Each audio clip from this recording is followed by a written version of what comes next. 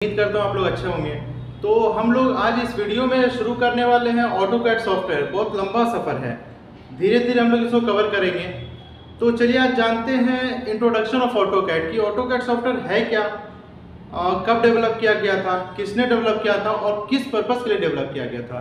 तो अगर एक लाइन में समझे कि ऑटोकैड क्या है तो वो एक सॉफ्टवेयर है। किस तरह का सॉफ्टवेयर है? तो एक ग्राफिकल सॉफ्टवेयर। ग्राफिकल सॉफ्टवेयर का मतलब होता है कि ग्राफिक्स पे काम करना। ग्राफिक्स का मतलब जहाँ पे स्क्रीन हो, डिस्प्ले हो, जैसे कि मॉनिटर का डिस्प्ले हो गया है ना।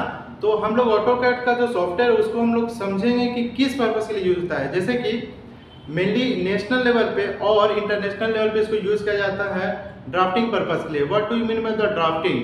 तो ड्राफ्टिंग का मतलब होता है सजाना किसी भी चीज़ को रेगुलर वे में, ठीक है। लेकिन जब हम लोग 2D पढ़ेंगे इसमें, तो 2D का मतलब प्लान वगैरह इसमें पढ़ना है। तो पहले हम लोग लाइन पढ़ेंगे, the first command of AutoCAD is a line. उसके बाद हम लोग फिर सर्कल पढ़ेंगे, सर्कल कितने तरह का होता है, कैसे इसको डिज़ाइन की जाती है और कहाँ कहाँ इसका यूज़ है, what is the principle of this diagrams. उसके बाद हम लोग पढ़ेंगे पॉलीलाइन क्या होता है, रेक्टेंगल क्या होता है, इलिप्स क्या होता है। ये धीरे धीरे होगा, हर एक दिन मैं वीडियोस लाऊंगा हर एक टॉपिक पे और बहुत ही अच्छे से हम लोग इसे पढ़ेंगे।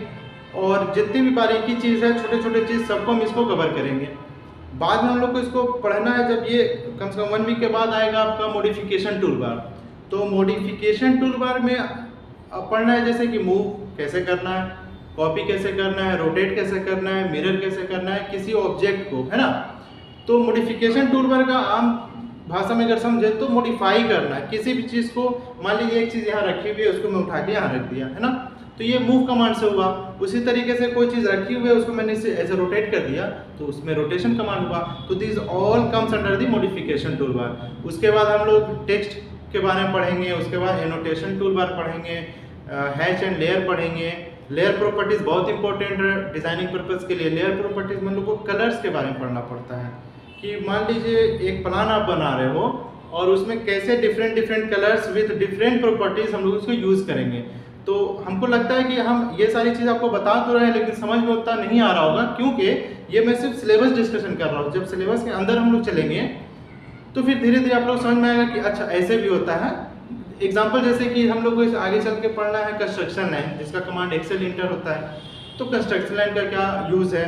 फिर प्लॉटिंग करेंगे, प्लॉट कैसे होता है, प्लॉट प्रिंटिंग कैसे होता है, पेज लेआउट कैसे होता है, स्केलिंग कैसे। बहुत ऑटोकैड मतलब एक गहरा समुंदर की तरह है, लेकिन हाँ लिमिटेड हम लोग को पढ़ना है। लिमिटेड का मतलब ऑटोकैड 3 तरह के इंजीनियर यूज़ करते हैं। Civil engineer for the architect work, mechanical engineer for the designing work like designing machine design, inverter design, transformer design, इस तरह का। अगर इलेक्ट्रिकल वाले हुआ तो अपने अप्लायंसेस को डिज़ाइन करना। लेकिन होता क्या है ना कि जैसे ऑटोकैड में 3 तरह का इंजीनियर लोग काम करते हैं, ठीक है। लेकिन हम लोग का एक सिलेबस होता है। मान लीजिए मैं जो डिस्कस करूंगा आपके साथ वो ऑटोकैड सिविल भी होगा, ऑटोकैड इन मैकेनिकल भी होगा और ऑटोकैड इन इलेक्ट्रिकल का होगा। ये इसलिए क्योंकि 80 से 90% the 80 and 90% are almost common in civil, mechanical and electrical. तो चलिए हम लोग शुरू करते हैं। नेक्स्ट वीडियो में हम लोग शुरू करेंगे लाइन्स को कैसे बनाते हैं।